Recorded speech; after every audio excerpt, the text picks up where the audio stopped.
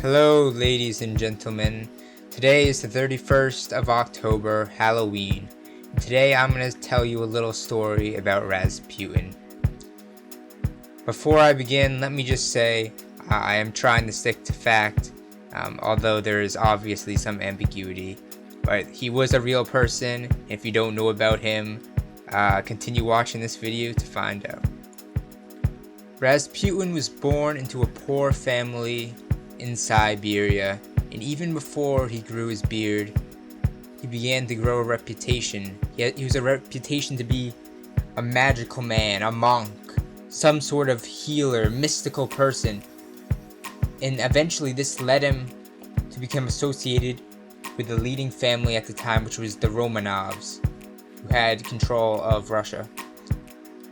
As World War I broke out, the Tsar at the time, the major leader, Nicholas II of Russia, was forced to go to war, leaving his wife along with his daughters and his one son behind in Russia. So there was something about his son. He had a problem. He had a genetic disorder known as hemophilia.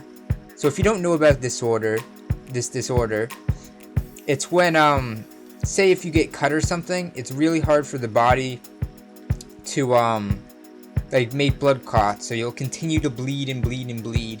It's very painful, and also it's permanent. You can't technically cure a genetic disorder because it's in your DNA.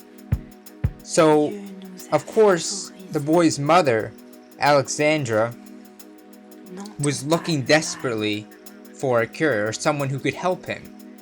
And upon hearing the name Rasputin, she knew that maybe this guy could be the one to cure her son. This was even more important to Alexandra because her and Nicholas only had one son, meaning that there was only one heir to the throne. Therefore, if their son was not the next Tsar, then no other could take his place, and the Romanov family, which was their family, would lose power in Russia. So this was very important that he got treatment, and they didn't know what to do at the time. So again, Rasputin was a alternative among many others.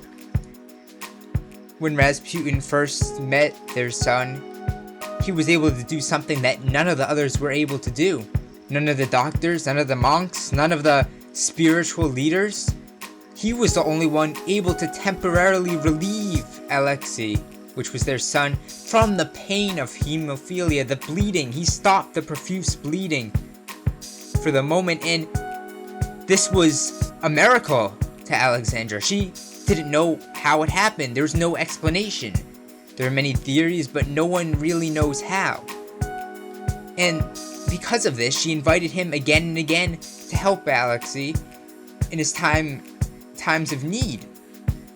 Just because he needed to appear strong. The people didn't know he had hemophilia, or at least many didn't. And as a new Tsar, he would need to appear strong, as would any leader. Many others in the Russian government did not like Rasputin, however. They saw his devious actions that he often committed, along with his ability to influence Alexandra as a threat to Russia as a whole. So they decided they would have to do something about it. One person that highly feared Rasputin's influence was Prince Felix Yusupov. In order to attempt to kill him, he decided to invite him over and then lace wine and pastries that he would serve to Rasputin with cyanide, which is a deadly poison. So Rasputin, not expecting anything, went over, as was planned, and he got to the party. As planned, Rasputin arrived at the party, and he started to consume the pastries and the wine, both laced with cyanide. And this cyanide should have killed him right on the spot. Easy, nice, quick murder. But to Yusupov's surprise, Rasputin did not die. He continued to eat these and drink the wine, and he just wouldn't die. So Yusupov panicked. He was like, the only logical thing to do, he was a military officer, he took out his pistol and he shot Rasputin in the back. Rasputin fell to the ground, and Yusupov, just to make sure he was dead this time, he checked his pulse, he shook him to double check, and these aristocrats realized that they had succeeded. So Yusupov and the other guests decided to celebrate in the next room. After a few minutes, Yusupov arrived, and Rasputin was no longer there. His body was gone. Running outside, they saw Rasputin running away. This man was still alive. He was shot in the back, yet he was still alive. They chased him with their guns in hand, and they shot him again twice more. Once in the forehead, once again in the back. And now these men caught up to Rasputin, and they started to beat him with a club as well. And they just to make sure he died, they wrapped him in a blanket and threw him into an icy river. Rasputin was dead. A few days later, they found his body. And when the autopsy was done, they found that Rasputin had not been dead when he was thrown into the river, because he had managed to escape partially from the blanket, and he tried to make his way to the shore of the river, but unfortunately he was unable to.